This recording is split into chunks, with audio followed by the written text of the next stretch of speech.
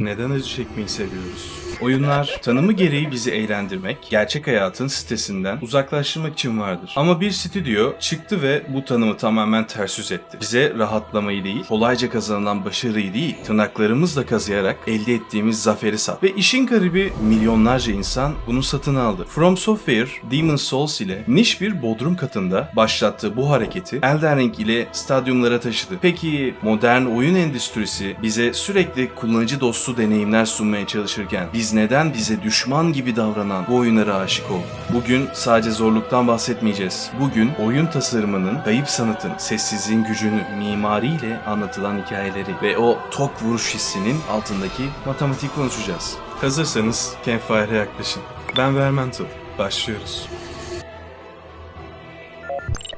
Gelelim bu oyunların kalbine. Savaş mekanikleri. Souls oyunlarını diğer aksiyon oyunlarından ayıran o keskin fark nedir? Neden başka oyunlarda kılıç sallamak hafif gelirken burada her darbe kemiklerinizi titretir? Bunun cevabı tek bir prensipte saklı. Verdiğin karardan geri dönememek. Bir tuşa bastığınızda karakteriniz o hareketi yapmaya başlar ve o hareket bitene kadar geri dönüş yoktur. Animasyonu iptal edemezsiniz. Eğer yanlış zamanda kılıç savurduysanız oyun sizi affetmez. O animasyonun bitmesini ve suratınıza inen darbeyi yemenizi bekler. Bu durum savaşı rastgele tuşlara basılan bir karmaşadan çıkarıp anlık karar verme mekanizmasına dönüştür. Stamina yönetimi de işin içine girince her saldırı bir kumara dönüşür. Vurup kaçacak enerjim var mı? Yoksa beklemeli miyim? Ve tabii ki vuruş hissi From Software ses tasarımını ve görsel efektleri öyle bir senkronize eder ki kılıcınız düşmana değdiğinde oyun milisaniyelik bir duraksama yaşatır. O metalik sesi düşmanın geri savruluşu ve kontrolcüdeki titreşimi aynı anda hissedersiniz. Düşmanı sadece can barı azalan bir veri yığını olarak değil, fiziksel bir varlık olarak algılarsınız. Ancak kılıç sallamak işin sadece fiziksel kısmı. Asıl büyü o kılıcı indirdikten sonra kafanızı kaldırıp ufka baktığınızda sizi içine çeken o vahşi dünyada başlıyor. Mekaniklerden dünyanın kendisine geçelim. Oyun dünyasında son yıllarda kaybettiğimiz en büyük yetenek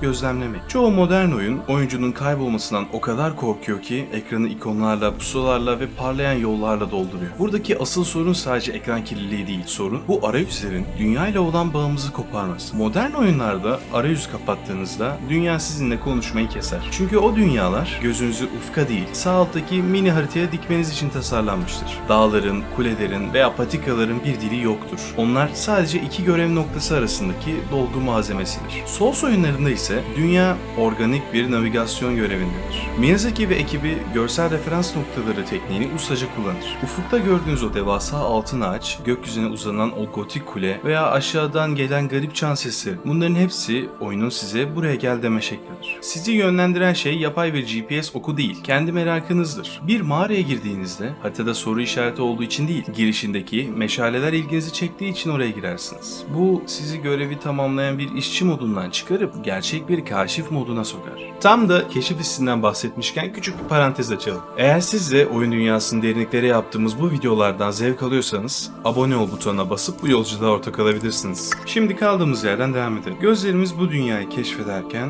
kulaklarımız aslında bambaşka ve tekinsiz bir hikaye tanıklık ediyor. Bu oyunlar sadece reflekslerinizi ölçen birer sınav değil. Aynı zamanda eşsiz birer sanat eseri. From Software'ın akıl ustalığı sizi içine çeken o boğucu ama büyüleyici dünyayı inşa etmesinde yatıyor. Ve bunu yaparken kullandıkları en güçlü enstrüman şaşırtıcı bir şekilde sessizliktir. Souls oyunlarında açık dünyada gezerken genellikle epik müzikler duymazsınız. Sadece rüzgarın uğultusu, zırhınızın şıkırtısı ve uzaktan gelen canavarların sesleri vardır. Bu sessizlik sizi sürekli diken üstünde tutar. Kendinizi yalnız, küçük ve tekinsiz bir dünyada hissedersiniz. Ama sonra sis perdesinden geçersiniz. Sessizlik biter ve orkestra adeta kıyamet kopmuş gibi girmeye başlar. Bu kontrast boss savaşlarını sadece bir dövüş olmaktan çıkarıp epik bir olaya dönüştürür. Sessizliğin kullanımı müziğin etkisini 10 kat arttırır. Ayrıca sanat tasarımı konusuna değinmeden geçemeyiz. Kentaro Miura'nın Berserk Bankası'ndan alınan o karanlık fantezi estetiği oyunun her karesine sinmiştir. Çürümüş kaleler, grotesque yaratıklar ve solgun güneş. From Software en iyi grafik teknolojisine sahip olmayabilir ama kesinlikle sektörün en iyi vizyona sahip. Peki bu karanlık ve sessiz dünyada kendinizi yapayalnız hissediyorsunuz, değil mi?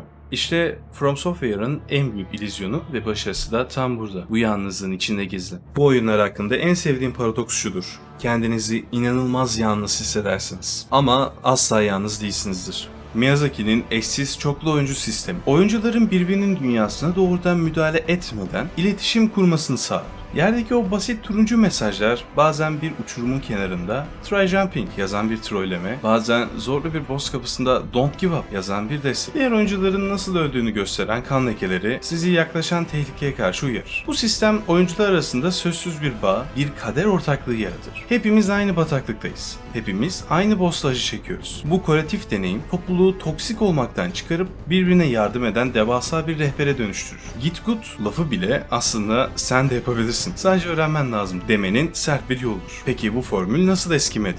Çünkü her oyunda üzerine koyarak evrimleşti. Dark Souls bize sabrı öğretti. Bloodborne kalkanları elimize alıp korkma, saldır dedi. Sekiro dövüşü bir dansa, bir ritim oyununa çevirdi. Ve nihayetinde Elden Ring'in yaptığı devrim Souls formülünü açık dünya özgürlüğüyle birleştirmekti. Ama buradaki anahtar kelime seçenek. Eskiden bir boss'a takıldığınızda boss'u geçmekten başka çareniz yoktu. Duvara toslardınız. Elden Ring bu duvarı yıktı. Takıldın mı? Atına bin, haritanın diğer ucuna git. Yeni silahlar bul, güçlen ve geri dön. Zorluk seviyesi düşmedi. Ama oyuncuya farklı alternatifler bulma imkanı verdi. Bu hardcore oyuncuları küstürmeden daha rahat oyuncuları içeri davet etmenin dahiyane bir yoluydu. Videoyu bitirirken başa dönelim.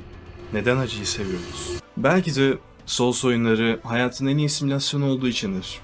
Hayatta tıpkı bu oyunlar gibi haritası yok. Nereye gideceğini söyleyen oklar yok ve bazen hiç beklemediğimiz anda üzerimize devasa bir balyoz inebiliyor. Modern oyunlar bize sen özelsin, sen seçilmiş kişisin yalanını söylerken Souls oyunları sen kimse değilsin ama çabalarsan her şeyi değiştirebilirsin gerçeğini söylüyor. Oyunun sonunda o imkansız görünen boss'u kestiğinizde hissettiğiniz titreme sadece bir oyun başarısı değil, iradenizin bir kanıtıdır. From Software bize şunu hatırlatıyor: düşmek başarısızlık değildir. Asıl başarısızlık Bonfire'dan kalkıp tekrar denememektir. Sizin "ben bu oyunu asla bitiremem" deyip sonra zafer çığlıkları attığınız oyun hangisiydi? Yorumlarda o travmatik ama güzel anılarınızı bekliyorum. Bir sonraki videoda görüşmek üzere. Unutmayın, Campfire'da her zaman yer vardır.